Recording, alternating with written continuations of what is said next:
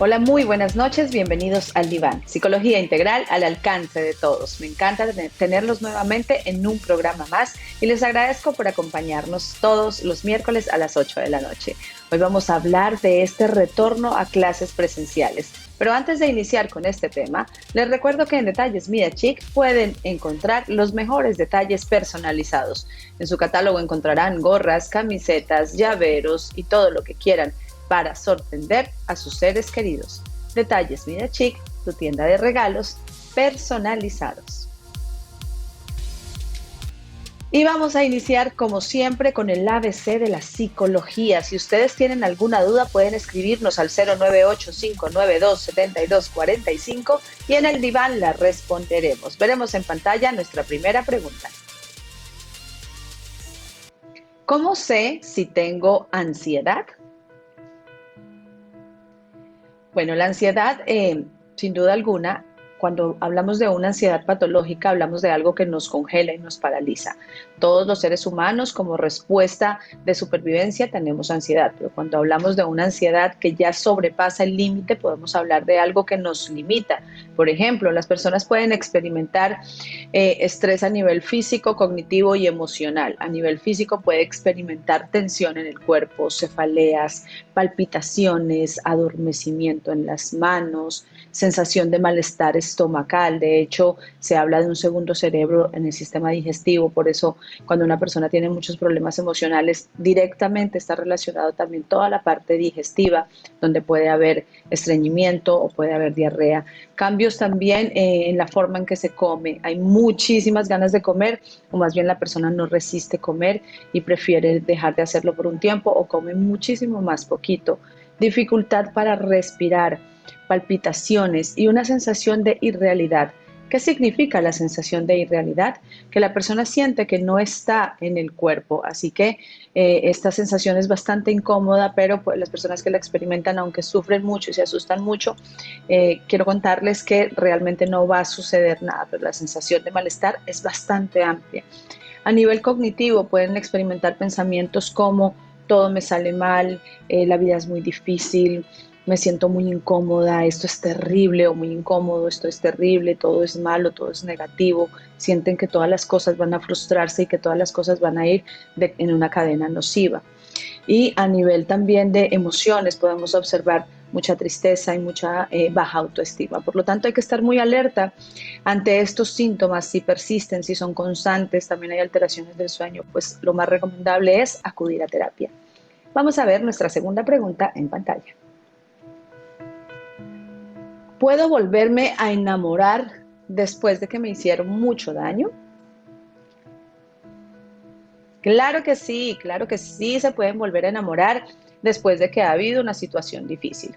Por supuesto que someterse a una ruptura amorosa, a una relación amorosa tóxica genera muchísimo malestar y la persona, sobre todo al inicio de esta ruptura, puede pensar que todas las relaciones son así, que todos los hombres son malos o que todas las mujeres son malas.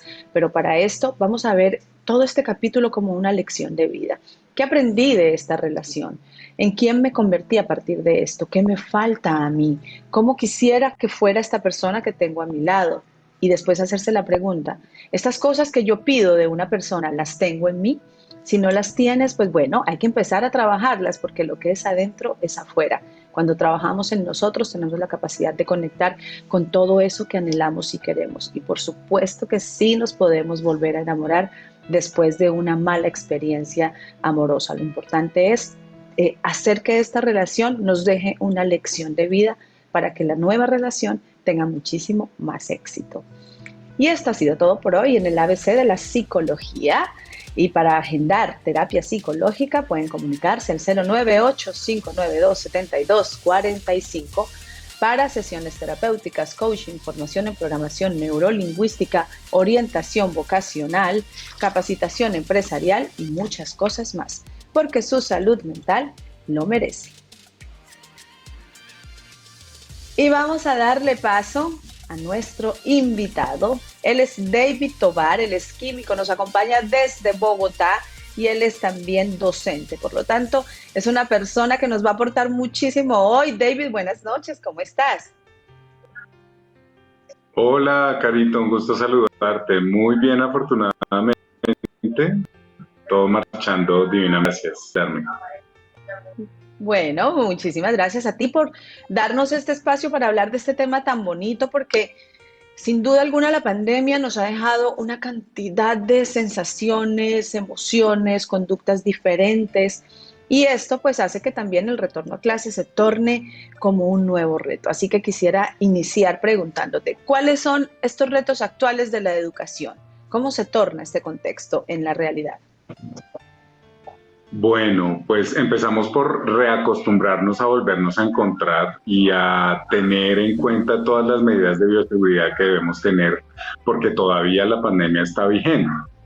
Hay todavía cepas Así es. nuevas, hay todavía situaciones que no nos han dejado tranquilos y pues debemos tener cuidado todavía, cuidando a nuestros familiares, cuidándonos nosotros mismos y entonces pues es volver a encontrarnos, a recuperar un poco todo esto que dejamos de tener, que ya habíamos dado por seguro, que teníamos en el día a día y que pues de repente de un momento a otro se nos fue y ahora estamos recuperando, pero pues debemos recuperar también con eh, con la seguridad, digamos que debemos todavía tener mucho Ujú. cuidado de todo lo que hacemos porque pues todavía podemos contagiarnos, todavía la situación no ha cesado del todo, entonces pues ese es uno de los retos más difíciles que tenemos por el momento. Otra cosa que sucede es que en la Totalmente. virtualidad eh, Ujú. pues muchas cosas dejaron de ser, nos cogió esto sin ninguna Así, preparación. Entonces, así es. pues muchas cosas como que se fueron arreglando por el camino y pues eso generó algunos atrasos, algunas, digamos que muchos procesos se hicieron más laxos, permitiendo que todos nos acomodáramos un poco más, un poco mejor a la situación. Entonces, pues eso se siente, por supuesto, en los resultados de ahorita, que son pues a nivel mundial. Entonces, recuperándonos un poco también en eso, en nuestro día a día presencial, que es una cosa que nos ha costado justamente por las medidas que todavía debemos llevar. Por supuesto. Claro que sí, David. David, cuéntanos un poquito. Tú llevas trabajando como docente. Tú eres químico, imagino que trabajas en el área del laboratorio. Esta Sí, trabajamos experiencia en la, de... Ujú. ¿Cuánto tiempo llevas tú trabajando como docente? ya a la fecha son como 10 o 11 años. Wow, bueno, es hartísimo. Así que tienes el tiempo suficiente para explicarnos un poquito cuál es la diferencia entre la educación pre-pandemia y la educación en el tiempo presente. ¿Cuáles son esas diferencias que Bueno, enmarcan digamos que discúlpame, que enmarcan esa diferencia entre tanto en los alumnos como en los docentes, me imagino también un poquito en los padres de familia? claro, fue todo un acontecimiento. Lo que buscamos, digamos que la educación prepandemia, pues era todo muy mental, digamos, particularmente desde la ciencia. Entonces, había mucha práctica, había mucho momento para llevar a cabo las experiencias y ver de primera mano lo que sucede en un proceso, el proceso que sea. Ujú. Llegada la pandemia, pues lo que buscamos desde el colegio fue tratar de seguir con ese modelo, pero pues evidentemente no fue posible porque la distancia no nos lo permitió. Entonces muchas cosas se hicieron teóricas o unas muy pequeñas demostraciones, particularmente, Claro. como te digo, desde la ciencia, que pues es una materia que es muy experimental, muy de manipular. Entonces, pues por supuesto, digamos que esta pandemia lo que generó fue esta necesidad de encontrar esos sustitutos que nos permitieran tener esa experiencia o asimilarla de la mejor manera para poder afianzar el conocimiento que ya teóricamente teníamos. Entonces, pues eso nos complicó un poco la situación. Buscamos entonces, por supuesto que inmediatamente salieron ayudas electrónicas, simuladores y este tipo de cosas que nos ayudaron también mucho. Este desarrollo de los sistemas informáticos, pues por supuesto también nos ayudó muchísimo en esta distancia, y pues es lo que estamos usando, y lo que esperamos es que de aquí en adelante podamos utilizar esta combinación de elementos, por supuesto del uso y la vivencia como tal de la experiencia, pero pues también que tengamos un momento en que podamos utilizar esta virtualidad de manera adecuada y apropiarnos del conocimiento desde la virtualidad también. O sea, utilizar un poquito de los dos, mezclarlos y obtener lo mejor de los dos, de las dos situaciones. De las dos fuentes, por supuesto, qué maravilloso. Y como tú mencionas, la tecnología, digamos que no le habíamos sacado ese máximo provecho, y de un momento a otro llegó la pandemia y tuvimos que acelerarnos. Los maestros también tuvieron que adaptarse a una pantalla, a tener ese enfoque, esa cercanía, esa contención. Entonces también imagino que tuvieron mucho respaldo por parte de padres de familia. Tal vez hubo padres que estuvieron en un acompañamiento constante, tal vez hubo padres que más bien soltaron mucho a sus hijos.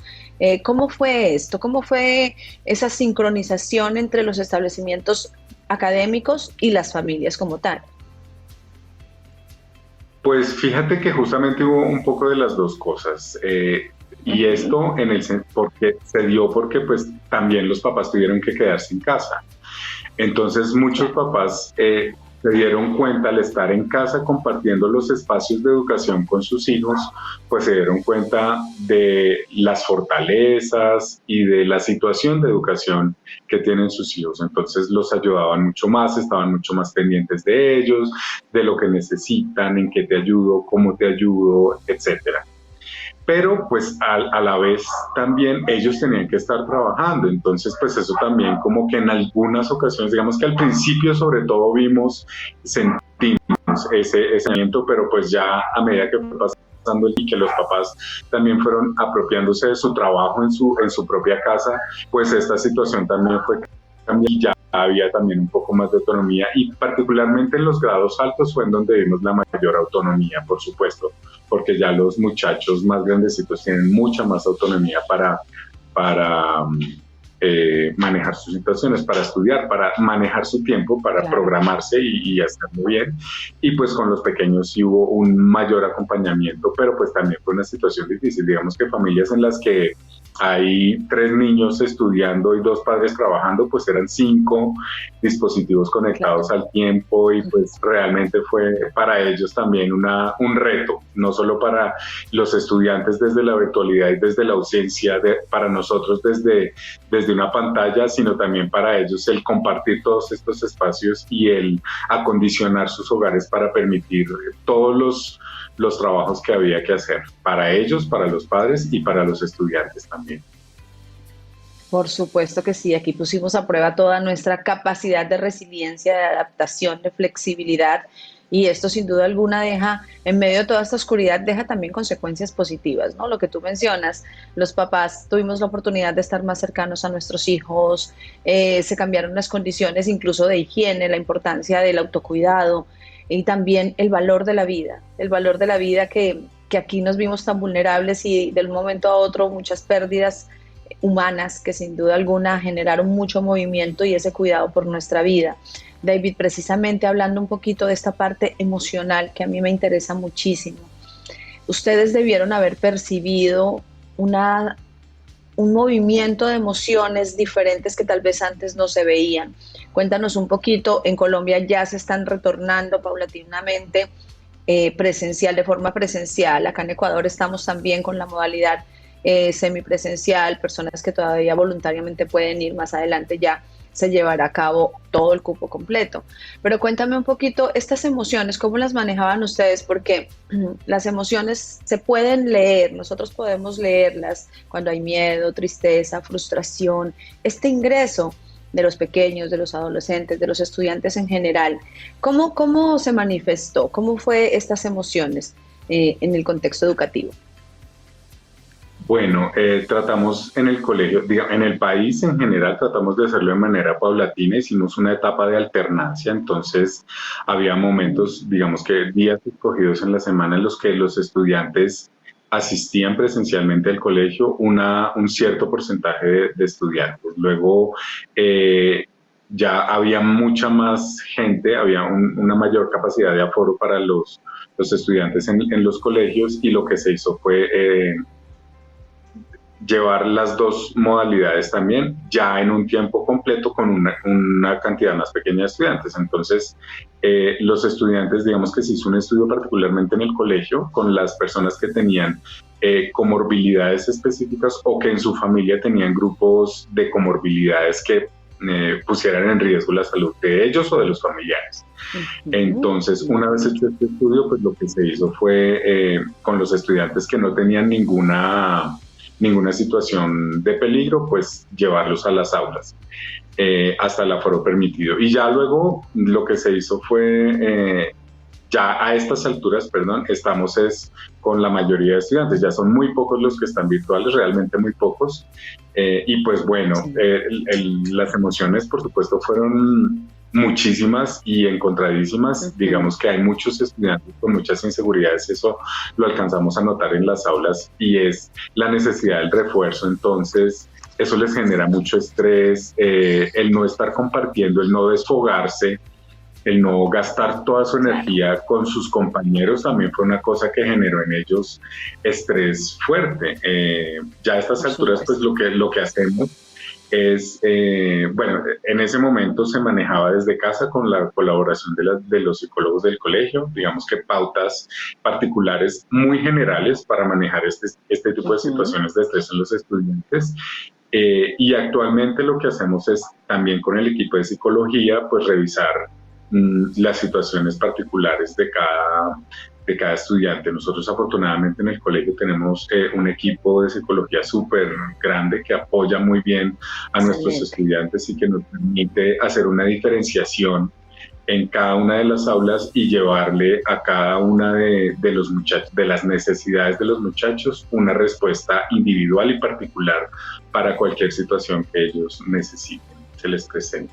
Entonces, pues por ese lado, digamos que hay una atención muy personalizada.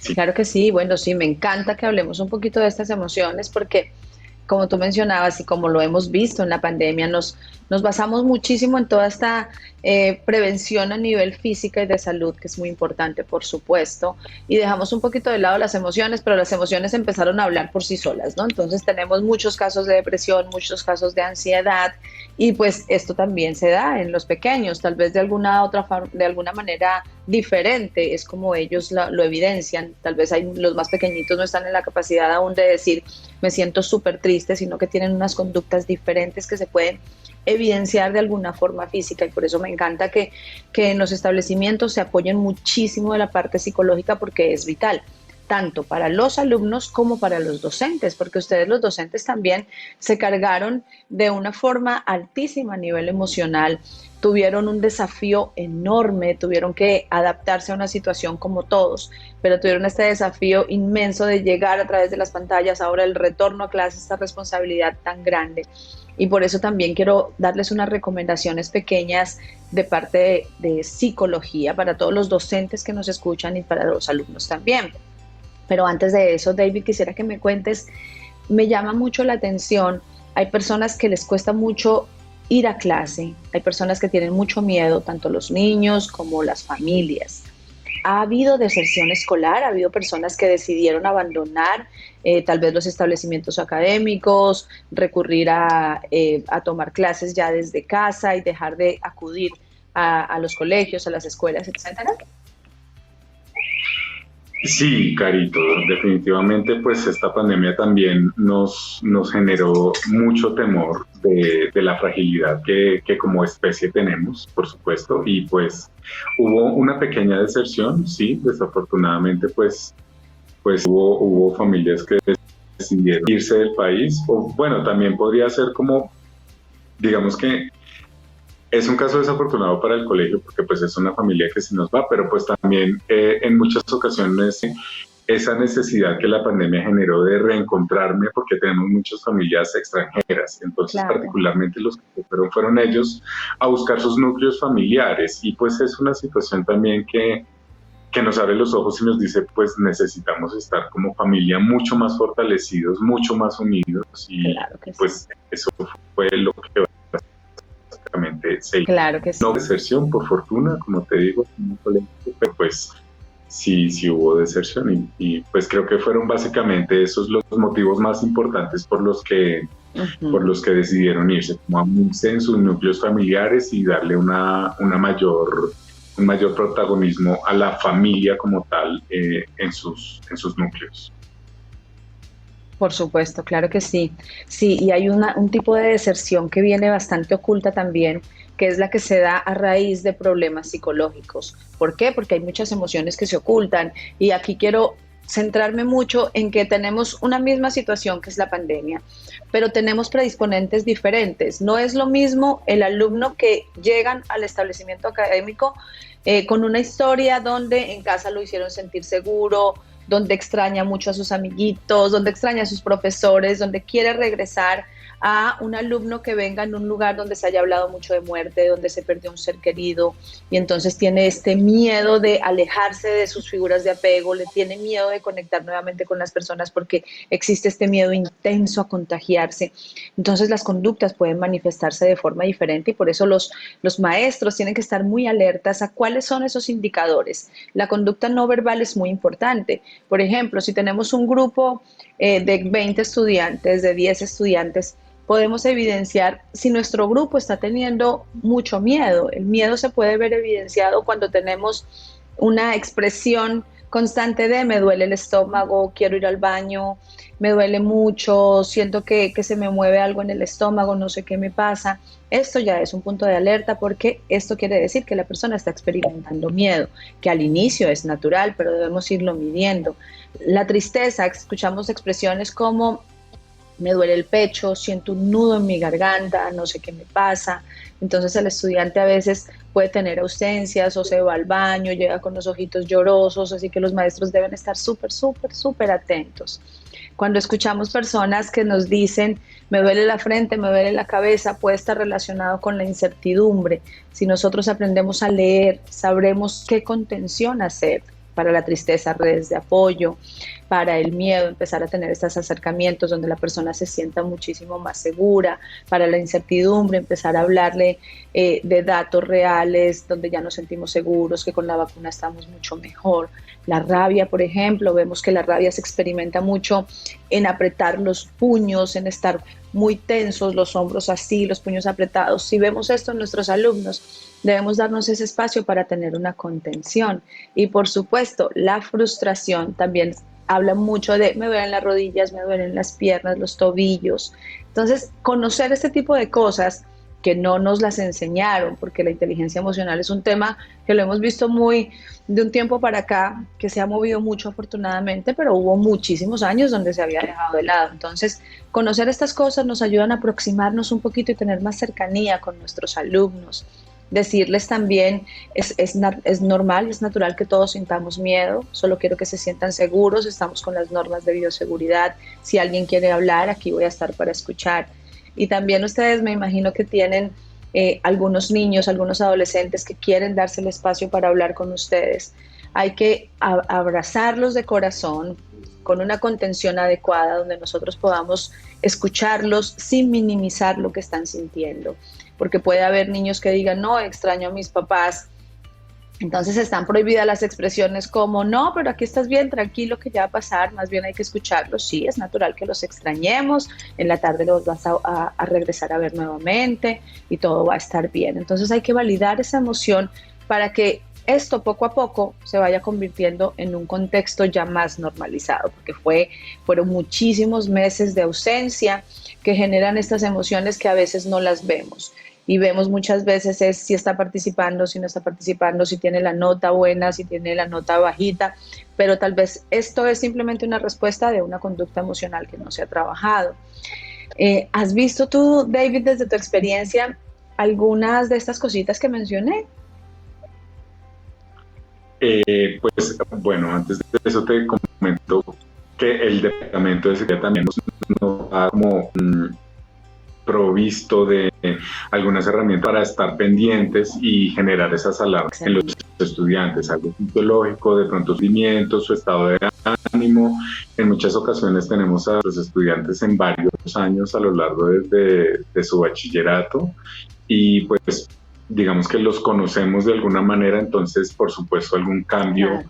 de ese tipo pues nos genera para nosotros una alarma y nosotros los remitimos al departamento de psicología para que allá les pongan la atención que deben y pues revisen la situación. También para nosotros Qué los bueno. profesores ha sido una situación difícil, Claro. claro. Eh, y pues nosotros siendo adultos digamos que necesitamos sabemos que debemos hacer una contención, pero en muchas ocasiones nosotros mismos no sabemos hacerla. Entonces, Ujú. pues eso también nos ha costado un poco a nosotros. Por supuesto, y ustedes los maestros deben estar muy atentos también a estas cosas que no las conocemos, cómo se siente una emoción y si esa emoción la estoy sintiendo vino a mi vida para algo, debo atenderla, debo cuidarme, porque ustedes deben estar muy bien para tener esta fortaleza también para recibir a todos estos pequeños y a estos adolescentes. Así que admiro muchísimo tu profesión, es sin duda alguna de las más importantes definitivamente. La sociedad, los gobiernos deberían invertir muchísimo en toda la calidad estudiantil, muchísimo en todo el desarrollo de los docentes, porque son una parte vital de la sociedad. Gracias a la educación podemos romper esquemas, gracias a la educación podemos surgir, podemos socializar, tenemos mejores países y demás. Así que, David, admiro muchísimo, te felicito por tener este compromiso tan bonito. Y antes de irnos a la metáfora, los dejo con esta frase muy linda que dice, donde hay educación no hay distinción de clases. Definitivamente la educación es la que nos lleva a romper paradigmas, la que nos lleva a tener un pensamiento crítico, la que nos lleva a evolucionar a nivel personal, familiar y social. Por lo tanto, la educación debe ser un derecho para todos, debemos atenderla y darle el valor que se merece. David, ¿tienes algún mensaje antes de iniciar con nuestra metáfora? ¿Unas recomendaciones, un mensaje para todos los papitos, docentes y alumnos? Nada, Carito, un abrazo, todo desde el amor siempre, todo se logra siempre desde el amor. Y a ti muchísimas gracias, por supuesto, por tu invitación, por tus palabras tan bonitas, por ayudarnos también a entendernos un poco más desde tu posición, desde la psicología. Muchísimas gracias, encantado de estar aquí, de compartir con ustedes un rato tan eh, constructivo para todos nosotros. Muchísimas gracias. Qué lindas palabras. Bueno, pero todavía no nos vamos a despedir porque tenemos la metáfora. Pero antes de contar la metáfora, quiero agradecerle a Chut Producciones por hacer posible El Diván. En su catálogo encontrarán los mejores servicios de coberturas digitales, videos corporativos, videos institucionales, cobertura de bodas, postproducción, animación, organización de eventos, entrenamiento profesional y muchas cosas más. Chut Producciones, tus ideas, nuestras metas. Y nos vamos a nuestro espacio de la metáfora, estas metáforas terapéuticas que nos ayudan a entrar un poquito a esta parte interna y a esta conexión del alma. Había una vez un caminante que le encantaba recorrer muchísimos lugares y un día se despertó con las ganas de irse a un lugar muy lejano.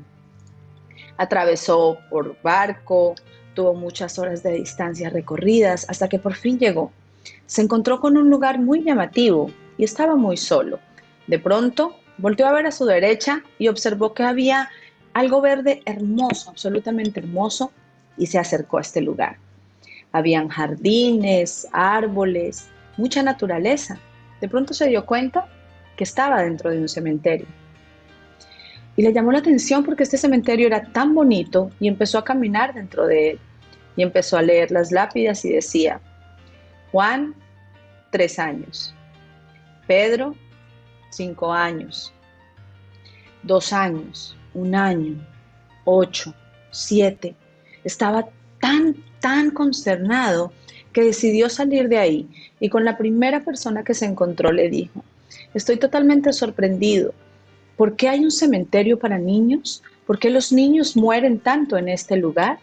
Y él le respondió, no se trata de un cementerio de niños. Lo que pasa es que acá nosotros siempre llevamos colgado aquí un tablerito y vamos poniendo nota cuando tenemos un evento bonito. Y al final, cuando la persona muere, empezamos a sumar y terminamos con los años de las cosas buenas que esta persona vivió.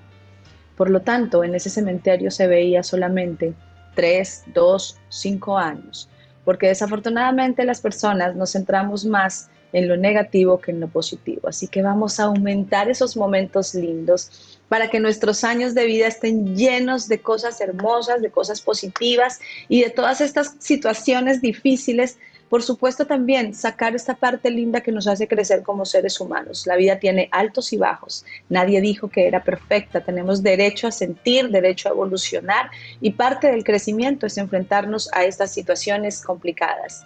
David, te agradezco muchísimo por estar en el diván. Gracias por este tiempo, gracias por todos tus aportes y nuevamente felicidades por esa vocación tan linda que tienes como docente. Muchas gracias a ti, Carito. Un fuerte abrazo desde Bogotá a todos las personas que nos están viendo y a ti particularmente, a tu familia. Un fuerte abrazo. Muchas gracias. Muchísimas gracias y gracias a ustedes por acompañarnos en un programa más del Diván. Nos vemos el próximo miércoles. Hasta pronto.